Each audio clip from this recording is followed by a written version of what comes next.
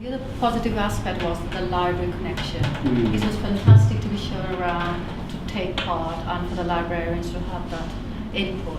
Yeah, in everywhere. We really had a great time. Realised what the archives. Offered, and, the archives. Yeah, she was really impressed with the local archives and heritage section. I think she said she'd go back and hadn't realised there's so many resources on her doorstep in terms of supporting her writing. So it was really useful. My mentee is similar. She doesn't really use the school library, doesn't go in there, and isn't really kind of familiar with libraries. So just having a guided tour of it was really kind of inspiring for her, I think. Well, she came with her school librarian, didn't she, Deldra? Yeah, and Denise said, she goes, oh, you're interested in reading and writing, but I've never seen you in the school library. And I don't know who you are. I'm going to collar you and get you in the library. So it was quite funny, actually. Yeah, well, counts. That was good. Okay, so have you all booked in your second mentoring sessions with them? Okay, and is there anything that we can do to improve the mentoring or the project in any way? Anything that hasn't worked so well that we could perhaps change or improve in any way? Well, maybe from my point of view, I guess coming from a school background, I don't mean like it should be given homework every week, but maybe more structure. I wasn't sure when things were going to come in or what formats, all kind of bit in the air. But luckily my mentee has put some stuff on, but written work, but she's kind of put a lot of artwork on as well. So I'd say maybe she should think about graphic novel, exploring that avenue as well. Well, wasn't that part of the action plan that you agreed together? Do you want to Yeah, sure. When you're putting it, when we might... Yeah, she just hasn't done it. There's certain Okay. things I wanted, she hasn't sort of uploaded them yet. Yeah, okay. And I don't. Shall I be contacting you, Nikki, or about that, or just shall I speak to her next time? But you're meeting her on Wednesday, aren't you? Yeah, so just speak to her then. I mean, if there's anything you want for her to get ready for Wednesday, then let me know and I'll email or give her a call tonight and say, Yeah, she'll do that. I'll email you then. Yeah. And then, when you meet on Wednesday, decide when she's going to upload things onto group thing. And again, as we said previously, if some of the young people don't feel comfortable uploading it, then I'm happy for them to send it to me and I'll pass it on.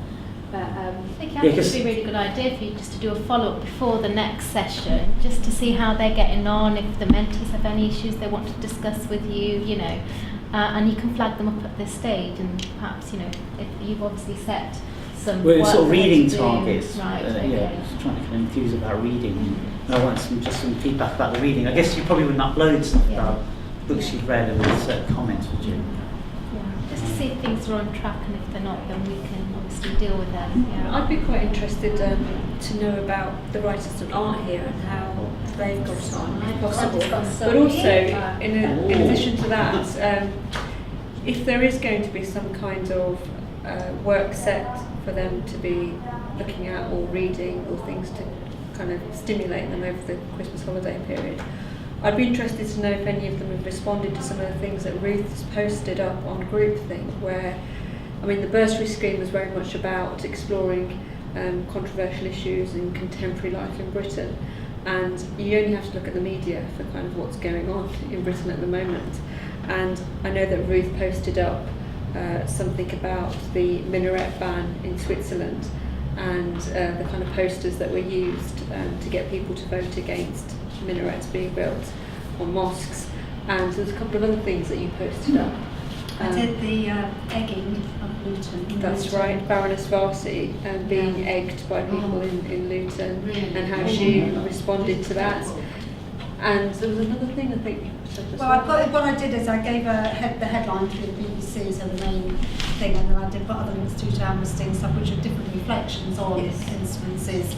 So basically it was about saying this thing has happened, or these big things are happening, but also to try and encourage young people to kind of read around it, really, to kind of see the different perspectives and the reasons, what is Amnesty's position on, the Swiss situation, so you're not just getting it from a particular news source, really, but obviously I tend to use the BBC as the prime news source, so it's not looking as if it's, I use the word bias in a bit of a, inverted top away, but it seemed to be a bit more unbiased than, say, by Guardian or the Telegraph or whatever. Yeah, I think the thing is that although these young people are writing about topics of their choice that affect them and are having an impact on their lives, we also really want their perspective on current issues of the time.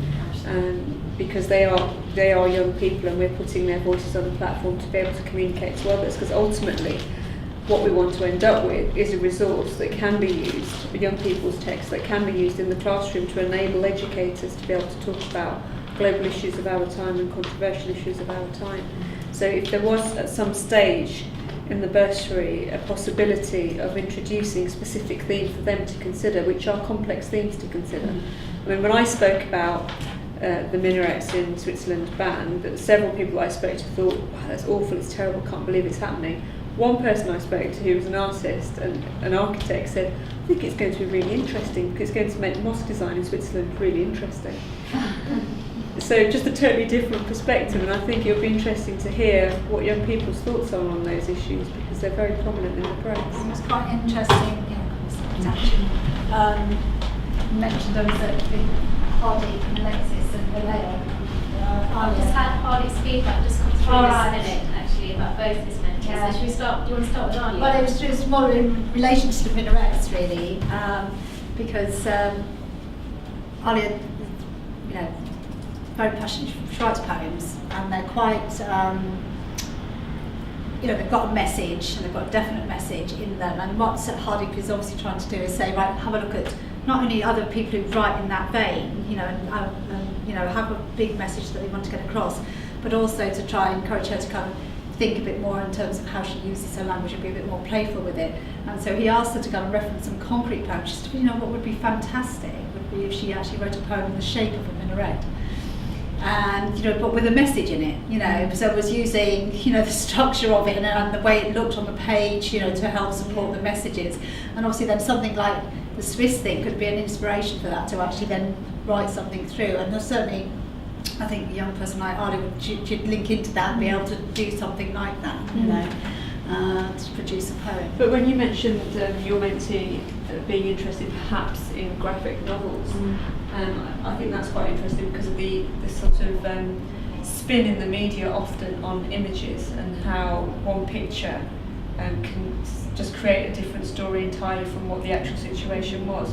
But also, if you look at the billboards that were used in Switzerland, it's quite shocking, isn't it? I couldn't believe it when I saw it, actually. That makes minarets look like they're missiles. Really? Yeah. That's terrible. Which really threatening. So it's a really threatening image, actually, Absolutely. that they use as a propaganda But the tool. power, yeah, exactly, the power of images and propaganda, I think would be really interesting to try and get some of these young people's perspective on if they're going to be potential writers of the future and potentially writing about complex issues. And it was a cartoon that all that debate in Amsterdam, Yeah. and the That sparked up all Van that. Gogh that was killed.